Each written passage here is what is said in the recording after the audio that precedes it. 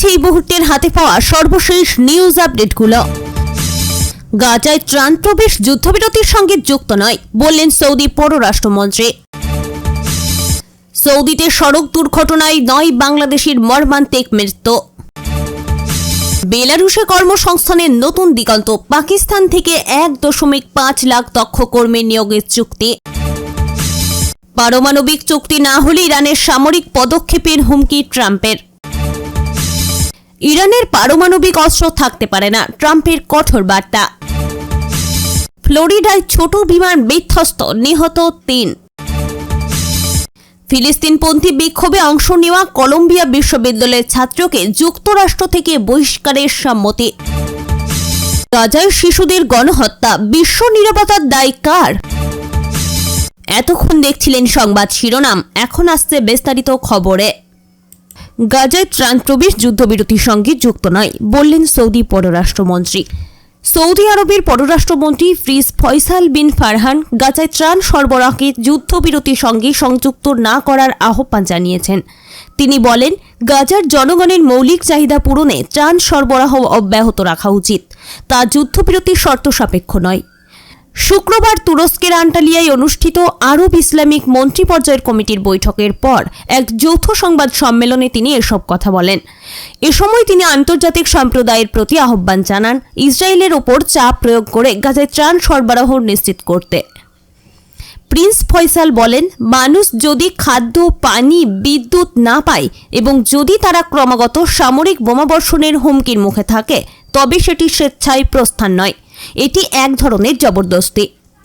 তিনি আরও বলেন, গাজার ফিলিস্তিনিদের জীবনের সবচেয়ে মৌলিক চাহিদা থেকে বঞ্চিত করা হচ্ছে। তিনি ফিলিস্তিনিদের তাদের ভূমি থেকে বাস্তুচ্যুত করার যে কোনো প্রস্তাব স্পষ্টভাবে প্রত্যাখ্যান করেন এবং বলেন এটি সকল ধরনের বাস্তুচ্যুতির ক্ষেত্রে প্রযোজ্য।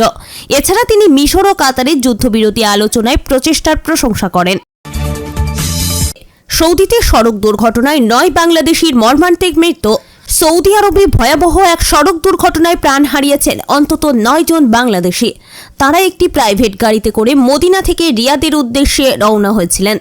পথে আল কাসিম প্রদেশে গাড়িটি নিয়ন্ত্রণ হারিয়ে দুর্ঘটনায় পড়ে। নিহতদের মধ্যে কয়েকজনের পরিচয় মিলেছে, তারা সবাই প্রবাসী শ্রমিক ছিলেন।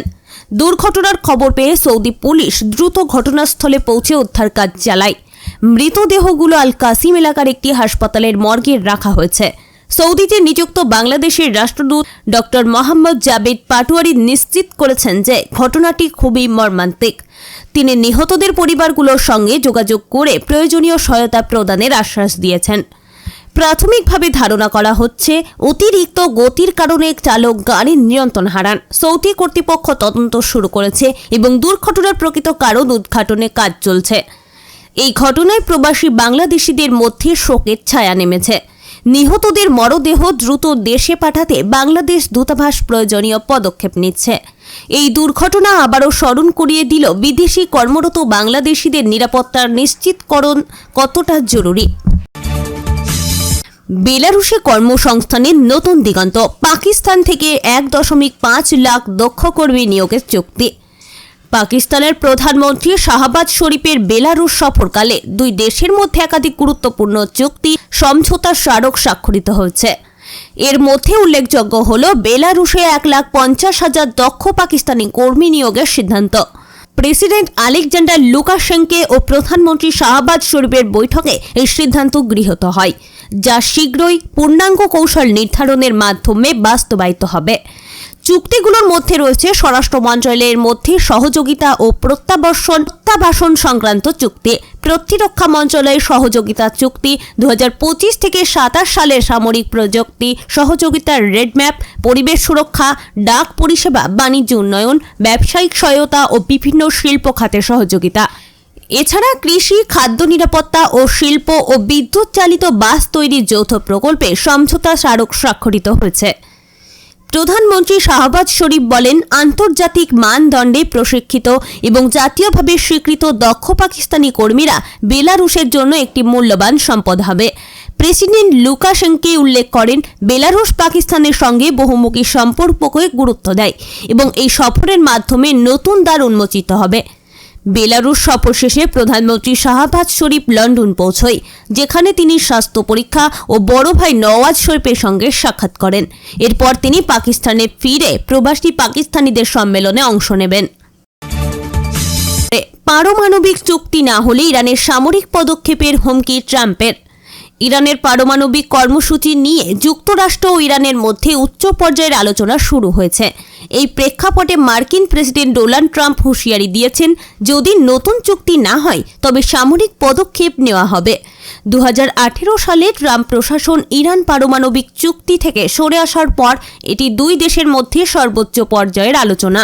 ইরানি সংবাদ সংস্থা তাসনিমের মতে, ওমানের পররাষ্ট্রমন্ত্রী বদর বিন হামাদ আল বুসাইদির মধ্যস্থতায় ওমানে হোয়াইট হাউসের প্রতিনিধি স্টিভ উইটকফ এবং ইরানের পররাষ্ট্রমন্ত্রী আব্বাস আরাগচির মধ্যে পরোক্ষ আলোচনা অনুষ্ঠিত হবে।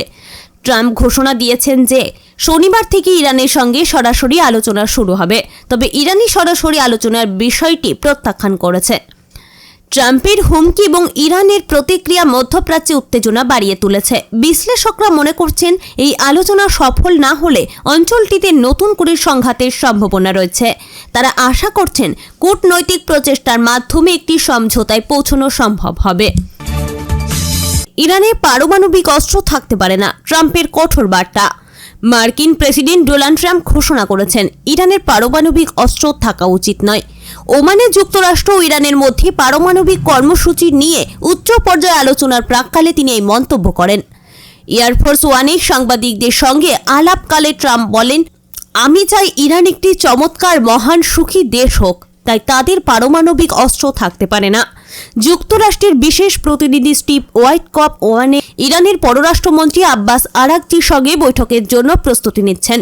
এই আলোচনা পূর্ববর্তী joint comprehensive plan of action এই চুক্তির চেয়েও কঠোর শর্তাবলী নির্ধারণের দিকে যেতে পারে বলেই ধারণা করা হচ্ছে। এদিকে সৌদি আরব আশা প্রকাশ করেছে যে যুক্তরাষ্ট্র ইরানের মধ্যে যে কোনো চুক্তি তেহরানকে আরও কঠোরভাবে নিয়ন্ত্রণে রাখবে। তারা চায় নতুন চুক্তি পূর্ববর্তী চুক্তির চেয়েও বেশি কার্যকর হোক। এই আলোচনার মাধ্যমে মধ্যপ্রাচ্যে উত্তেজনা কমে আসবে এবং একটি স্থায়ী সমাধানে পৌঁছানো সম্ভব হবে বলেও আন্তর্জাতিক বিশ্লেষকরা আশা করছেন। ফ্লোরিডায় ছোট বিমান বিধ্বস্ত, নিহত 3। যুক্তরাষ্ট্রের ফ্লোরিডা অঙ্গরাজ্যে বোকা রাটন বিমানবন্দরের কাছে একটি ছোট বিমান বিধ্বস্ত হয়ে অন্তত 3 জন নিহত হয়েছেন। শুক্রবার স্থানীয় সময় সকালে সেসোনা 310 মডেলের বিমানটির বোকা রাটন বিমানবন্দর থেকে উড্ডয়ন করে তালাহাসি আন্তর্জাতিক বিমানবন্দরের দিকে যাচ্ছিল। বিমানটি উড্ডয়নের কিছুক্ষণ পর রাডার সমস্যার কথা জানায় পাইলট। এর কিছুক্ষণ পর বিমানটি মাটিতে বিধ্বস্ত হয় এবং আগুন ধরে যায়। বিমানটি বিধ্বস্ত হওয়ার পর বোকা রাটন বিমানবন্দর কিছু সময়ের জন্য বন্ধ করে দেওয়া হয়। বিমানটি বিধ্বস্ত হওয়ার সময় মাটিতে থাকা একজন ব্যক্তি আহত হয়েছেন। FAA এবং ন্যাশনাল ট্রান্সপোর্টেশন সেফটি বোর্ড দুর্ঘটনার তদন্ত শুরু করেছে। এটি একটি মর্মান্তিক দুর্ঘটনা যা বিমান চলাচলের নিরাপত্তা নিয়ে নতুন করে ভাবনার জন্ম দিয়েছে। তদন্তের মাধ্যমে দুর্ঘটনার কারণ উদ্ঘাটন করা হবে বলেই আশা করা হচ্ছে। ফিলিস্তিনপন্থী বিক্ষোভে অংশ নেওয়া কলম্বিয়া বিশ্ববিদ্যালয়ের ছাত্রকে যুক্তরাষ্ট্র থেকে বহিষ্কারের সম্মতি। যুক্তরাষ্ট্রে ফিলিস্তিনিপন্থী একটি বিক্ষোভে অংশ নেওয়ার কারণে কলম্বিয়া বিশ্ববিদ্যালয়ের ছাত্র মাহমুদ খালিককে যুক্তরাষ্ট্র থেকে বহিষ্কার করার সম্মতি দিয়েছে মার্কিন আদালত। 30 বছর বয়সী খলিল, যিনি যুক্তরাষ্ট্রের গ্রিন কার্ডধারী, 1 মাস আগে আটক হন। তার বিরুদ্ধে আগে কোনো অপরাধের অভিযোগ ছিল না। মাহমুদ খালিল কারাগার থেকে একটি চিঠিতে জানিয়েছেন, ফিলিস্তিনিদের অধিকারের পক্ষে তার বক্তব্যের কারণে তাকে গ্রেপ্তার করা হয়েছে। আদালত তাকে দেশ থেকে বহিষ্কারের পক্ষে রায় দিলেও এর মানে এই নয় যে তাকে তাৎক্ষণিকভাবে বহিষ্কার করা হবে। আদালত তার আইনজীবীদেরকে রায়ের বিরুদ্ধে আপিল করার জন্য আগামী 23 এপ্রিল পর্যন্ত সময় দিয়েছে।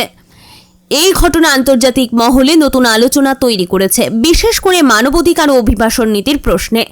একদিকে যেমন যুক্তরাষ্ট্রের অভিবাসন আইন তাকে বহিষ্কারের সুযোগ দিয়েছে, অন্যদিকে ফিলিস্তিনিদের অধিকার নিয়ে তার অবস্থান দেশটিতে উত্তেজনা সৃষ্টি করেছে। গাজায় শিশুদের গণহত্যা, বিশ্ব নিরাপত্তার দায় কার? 2023 সালের 7 অক্টোবর থেকে গাজায় যে সামরিক অভিযান চালাচ্ছে তাতে এখনো পর্যন্ত প্রায় 18,000 শিশু নিহত হয়েছে। ইউনিসেফের তথ্য অনুযায়ী বহু শিশু ধ্বংসস্তূপের নিচে চাপা পড়ে আছে, যাদের অধিকাংশই মৃত বলেই ধারণা করা হচ্ছে। এই ভয়াবহ মানবিক বিপর্যয়ের মুখেও বিশ্ব সম্প্রদায়ের নীরবতা ও নিষ্ক্রিয়তা গভীর উদ্বেগের বিষয়। এক মতামত কলামের লেখক প্রশ্ন তুলেছেন, গাজার জন্য কিছু করতে না পারায় আমরা কাকে দোষারোপ করব? তিনি উল্লেখ করেন, ইসরায়েলের এই অগ্রাসন আন্তর্জাতিক মানবাধিকার ও যুদ্ধ আইনের সুস্পষ্ট লঙ্ঘন। তবুও জাতিসংঘ বিশ্ব শক্তিগুলো কার্যকর কোনো পদক্ষেপ নেয়নি। লেখকের মতে এই নীরবতা শুধু রাজনৈতিক ব্যর্থতা নয়, এটি নৈতিকতারও চরম অবক্ষয়। বিশ্বের গণতান্ত্রিক রাষ্ট্রগুলো যারা মানবাধিকার ও ন্যায় বিচারের কথা বলে, তারাও গাজায় শিশুদের হত্যার বিরুদ্ধে কার্যকর প্রতিবাদ জানাতে ব্যর্থ হয়েছে। এই প্রেক্ষাপটে লেখক আহ্বান জানান, বিশ্ব নেতৃত্ববৃন্দকে গাজায় অবিলম্বে যুদ্ধবিরতি নিশ্চিত করতে এবং ইসরায়েলের বিরুদ্ধে আন্তর্জাতিক আইনের আওতায় ব্যবস্থা নিতে হবে। নিরীহ শিশুদের রক্তের দায় থেকে মুক্তি পেতে হলে এখনই কার্যকর পদক্ষেপ নিতে হবে।